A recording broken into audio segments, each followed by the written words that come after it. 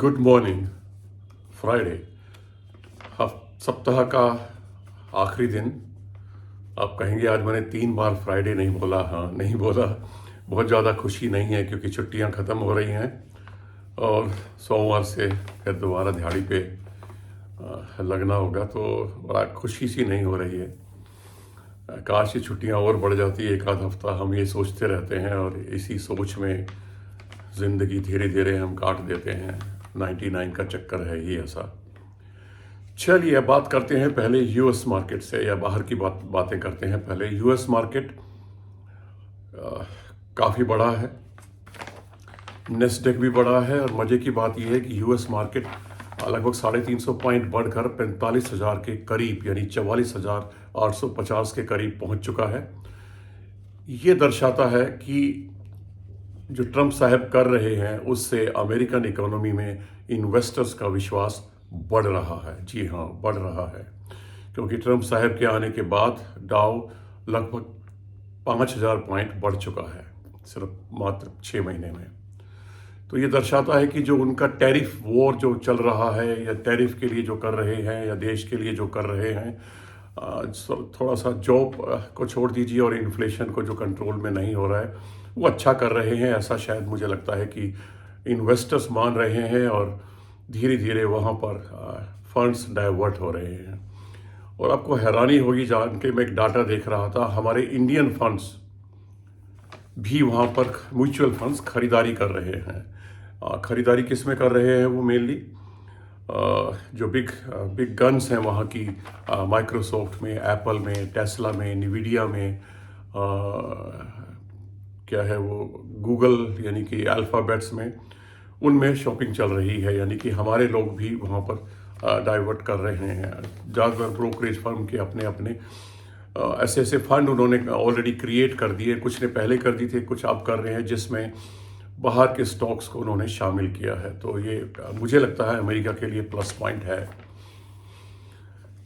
अभी फिर ट्रंप साहब ने बोला कि वो 150 से ज़्यादा देशों पर 10 से लेके 15% तक टैरिफ लगाएंगे, और हमारी फार्मा पे पता नहीं क्यों धमकियां दे रहे हैं। 200% टैरिफ लगाने की धमकी दे रहे हैं। कैसे लगाएंगे, क्या करेंगे? लग भी सकता है, क्योंकि ये रिपोर्ट कह रही है कि अमेरिकी फार्मास्यूटिकल कंपनियों ने साल भर का स्टॉक इंडियन कंपनीज का खरीद के रख लिया है। तो हो सकता है इंडिया को झटका देने की तैयारी हो। चल रहा है फाइनल स्टेज पे। फर्स्ट फेज का रिजल्ट आने वाला है, कब आएगा देखना बाकी है। उधर नाटो कहिए 100% टैरिफ लगाने की धमकी दी है इंडिया पर। क्यों धमकी दी है, इसके पीछे थोड़ा सा चक्रव्यूह है। इंडिया की चालाकी भी है।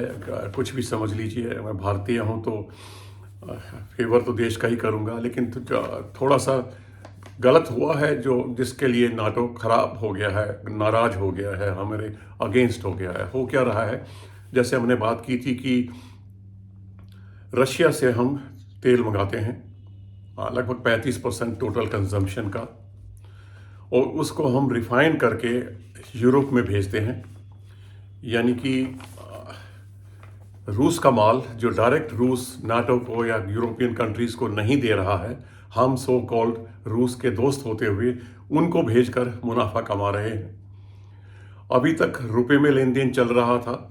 ये अच्छी बात थी, क्योंकि हमें सस्ता तेल और वो भी हमारी करेंसी में मिल रहा था। लेकिन रशिया का सारा रुपया हमारे बैंकों में पड़ा है, क्योंकि वो हमसे कोई माल खरीदता ही नहीं है। तो अब उसने रुपए में लेना बंद कर दिया है, और थोड़ा सा डाइवर्सन हो गया है अरब कंट्रीज की तरफ। अब यहाँ पर भी थोड़ी सी कहानी है, हालांकि वीडियो लंबा हो जाएगा, लेकिन कहानी को समझना जरूरी है।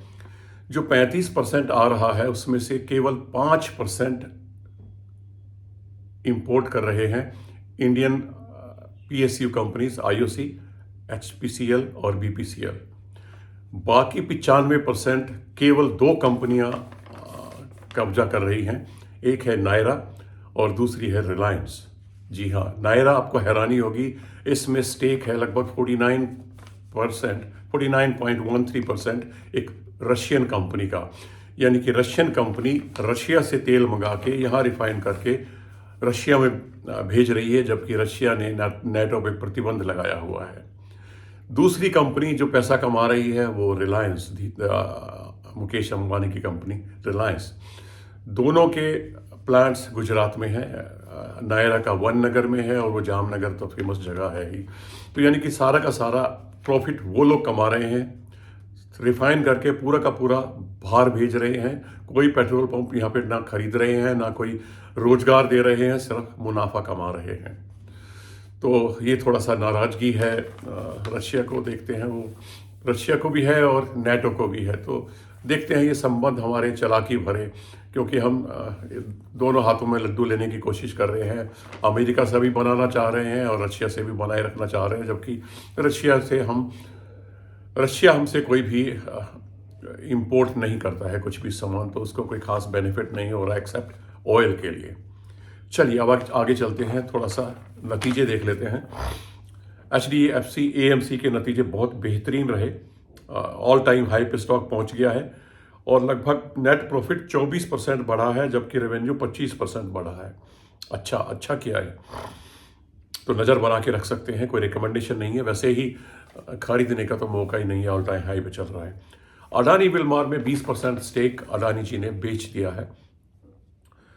इसके बाद KPI ग्रीन बेहतरीन जो है रिजल्ट दिखाया है और 12.5 बिलियन डॉलर्स का कोई प्रोजेक्ट इनको मिला है, तो इस पर हरकत रहेगी। पॉलीकैब कहाँ याद होगा आपको, कुछ महीने पहले इनकम टैक्स की रेड पड़ी थी और ये 5500 के आसपास, शायद 55 या 5600 के आसपास आ गया था, फिर वापस 7000 के करीब है और नतीजे भी एक्सपेक्टेड से अच्छे रहे। पैट इनका बढ़ा है 50% और net profit year on year जो है रेवेन्यू भी 26% बढ़ा है। विप्रो नेट प्रॉफिट 11% बढ़ा है ईयर ऑन ईयर, और जब रेवेन्यू है वो सिर्फ मात्र 1% बढ़ा है। तो कोई ज़्यादा बेहतरीन नहीं है। 5 रुपये का डिविडेंड, इंटरिम डिविडेंड दिया है। लेकिन विप्रो की एक खास बात है कि इसने इतिहास में सबसे ज़्यादा रिटर्न दिया है। अगर हिस्ट्री उठा के देखें तो शायद 15 या 16 बार इन्होंने बोनस दिया है। ये एक मदरसन की तरह ही है, उन्होंने भी बहुत बोनस दिए हैं, बहुत रिटर्न बना के दिया है। इसी तरीके से विप्रो ने भी जो है काफ़ी अच्छा रिटर्न दिया है जिनके पास पुराना है। वारी रिन्यूएबल में नेट प्रॉफिट 207%, रेवेन्यू 150% बढ़ा है, सेल 153% बढ़ी है। ज़बरदस्त नतीजे हैं। LTI माइंट्री और चल रहा है, बुरा वक्त चल रहा है IT का। हालांकि LTI माइंट्री के एक्सपेक्टेशन के हिसाब से नतीजे आए हैं, लेकिन देखा ही होगा कल आपने टेक महिंद्रा अच्छे नतीजे होने के बाद भी टेक महिंद्रा नीचे रहा, HCL टेक नीचे चल ही रहा है और LTI माइंट्री भी नीचे ही रहा। तो मुझे लगता है कि IT में खरीदने के मौके तलाशे जा सकते हैं। मैं TCS को, मैंने पहले भी बोला था, एक्युमुलेट कर रहा हूँ, TCS को कर रहा हूँ और जाइडस वेलनेस को कर रहा हूँ, और इस तरह की 2-4 कंपनियों में धीरे धीरे करके जहाँ भी मौका मिल रहा है बढ़ा रहा हूँ। लेकिन ये कोई रिकमेंडेशन नहीं है, ये कोई आपको सलाह नहीं दे रहा हूँ मैं खरीदने की, मात्र आपको बता रहा हूँ और डिस्क्लेमर दे रहा हूँ कि ये खरीद रहा हूँ मैं। एक्सिस बैंक नतीजे अच्छे नहीं रहे तो उसमें हरकत रहेगी। PSU बैंक्स में भी हरकत रहेगी। कुछ PSU बैंक्स के नतीजे आज आने हैं, JSW स्टील के आने हैं और रिलायंस के नतीजे भी आज आने हैं, तो उन पे नज़र बना के रख सकते हैं। अतुल, हिंदुस्तान जिंक, आरती, इनके भी नतीजे आज आने हैं, तो इन पे भी आप नज़र बना के रख सकते हैं। इंडियन होटल के नतीजे बहुत बढ़िया रहे हैं, टाटा कंज्यूमर के बहुत बढ़िया रहे हैं। C8 का थोड़ा सा प्रॉफिट जो है डाउन हुआ है, गिरा है, तो C8 में थोड़ा सा गिरावट आ सकती है। वैसे भी भागा बहुत है, मुझे याद आता है कि ज़्यादा पुरानी बात भी नहीं हुई, शायद मैंने 2100 में खरीदारी की थी, बहुत ज़्यादा पुरानी बात नहीं है, शायद साल भी नहीं हुआ है, तो काफ़ी बढ़ गया, तो इसको नीचे आना बनता भी है। सोना BLW नहीं, सोना कॉन स्टार, इसमें हलचल रही। कल खबर थी BYD से इनको एक ऑर्डर मिलने वाला है, प्रोसेस में है, अभी मिला नहीं है। तो BYD तो आप जानते ही हैं टेस्ला को टक्कर दे रहा है। टेस्ला का एक शोरूम खुल चुका है ऑलरेडी बॉम्बे में, दूसरा दिल्ली में खुलने वाला है इसी महीने में। तो BYD टेस्ला को या इलेक्ट्रिक व्हीकल को, टाटा को टक्कर दे रहा है। तो सोना ब्लू स्टार, सोना BLW से, क्या नाम मुझे कन्फ्यूज़न हो रहा है, सोना कॉन स्टार है सॉरी, तो उसको ऑर्डर मिलना है तो उसको भागा है। तो सोना कॉनस्टार पे आप नज़र बना के रख सकते हैं। और इसमें आप देखेंगे कि बड़ा हैरत अंगेज आंकड़ा है।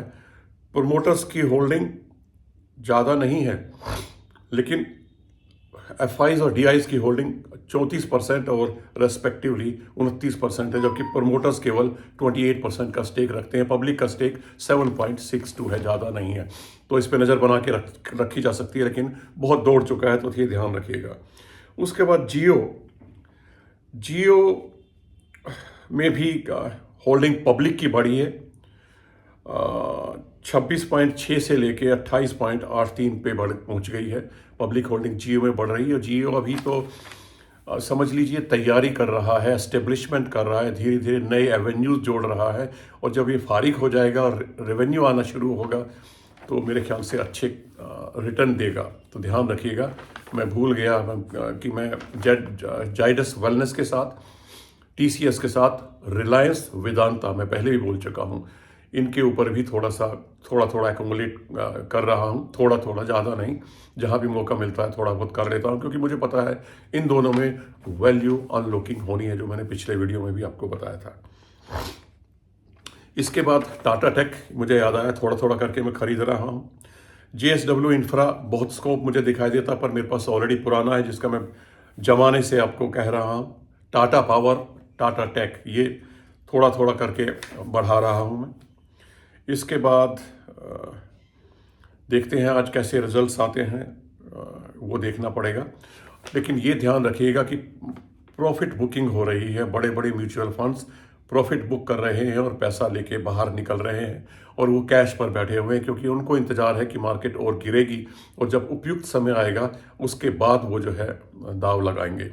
तो कल बढ़ने वालों में HDFC, AMC तो रहा ही रहा। उसके बाद टाटा कम्युनिकेशन, VBL, उसके बाद CG power, ABB, Tata steel बड़े हैं। गिरने वालों में tech Mahindra, InterGlobe, LTI Mindtree, HAL, PSU banks और L&T भी गिरा है। L&T भी थोड़ा 3500 से नीचे आ गया, तो इकट्ठा करना शुरू कर देना चाहिए। अगेन रिकमेंडेशन नहीं है, आप अपनी वॉच लिस्ट में डाल सकते हैं। और पतंजलि, जी हाँ, पतंजलि की हमने बात की थी कि बोनस अनाउंस हो सकता है। क्या बेहतरीन बोनस मिला है, 1 शेयर पे 2 शेयर बोनस मिलेंगे। और उन्होंने ये भी कहा है कि हम लंबा नहीं खींचेंगे इसको, 2 महीने में 16 सितंबर तक बोनस आपके खाते में आ जाएगा। इसके बाद अगली खबर है डिक्सन का चाइनीज कंपनी के साथ टाई अप होने जा रहा है। नया प्लांट जॉइंट वेंचर में लगने जा रहा है। सो थोड़ा सा गवर्नमेंट स्क्रूटनी चल रही है और जल्दी ही इसकी अनाउंसमेंट हो जाएगी। इसके बाद ट्रंप साहब, जी हाँ, ट्रंप साहब पाकिस्तान का दौरा करने की तैयारी कर रहे हैं। तो हम ही दोगले नहीं हैं, ट्रंप साहब भी दोगले हैं, क्योंकि हर देश चाहता है कि उसका अपना फ़ायदा हो। तो अपने हित के लिए चाह रहा है, तो वो भी शायद भारत को एक झटका देना चाह रहा है कि हम तुम्हारे भरोसे नहीं है, हम पाकिस्तान भी हमारा दोस्त बन सकता है। अगर हम थोड़ी सी रियायत दें तो वो कुछ भी कर सकता है इंडिया के अगेंस्ट जाने की। तो अब हमारी सरकार को सोचना है कि गिने चुने बड़े मुर्गों को प्रॉफिट कमा के देना है, या आम गरीब या आम इंसान तक प्रॉफिट पहुंचाना है, या ये सोचने वाली बात है। मैं देख रहा था कि हमारी जो कंजम्पशन है टाउन्स में और सिटीज़ में घट रही है। कारण क्या है कि जॉब अपॉर्चुनिटीज़ नहीं है, पढ़ने लिखने के बाद बेरोजगारी बढ़ रही है, स्टेगनेंट वेजेस हैं, जो लोग काम कर रहे हैं उनके वेजेस भी नहीं बढ़ रहे हैं, स्टेगनेंट है। और हाई क्रेडिट रूल्स आ गए हैं, जहाँ पे लोन भी आराम से नहीं मिल रहा है, बैंक थोड़े सख्त हो गए हैं। थोड़ा सा बूस्ट मिल सकता है अगर ये इंटरेस्ट रेट और घटा तो, इन्फ्लेशन और घटा तो, और थोड़ा सा अगर GST को रैशनलाइज करने की जो तैयारी चल रही है, एक स्लैब शायद घट जाएगा। 18 वाला घटे तो शायद फ़ायदा होगा, 28 वाला तो नहीं घटेगा, क्योंकि वो तो अमीर लोगों के लिए लग्जरी आइटम के लिए है। तो लग रहा है कि 5, 12 और 28 3 रह जाएंगे। पता नहीं, 12 का भी हटा सकते हैं और 5, 18, 28 भी हो सकता है। लेकिन अगर ये थोड़ा सा रैशनलाइज हो जाता है, ज़रूरत की चीज़ों पे कम हो जाता है, ये थोड़ा सा आम आदमी को टेम्परेरी रिलीफ तो दे ही सकता है। चलिए, आज के लिए इतना ही, फिर मिलेंगे, तब तक के लिए नमस्कार।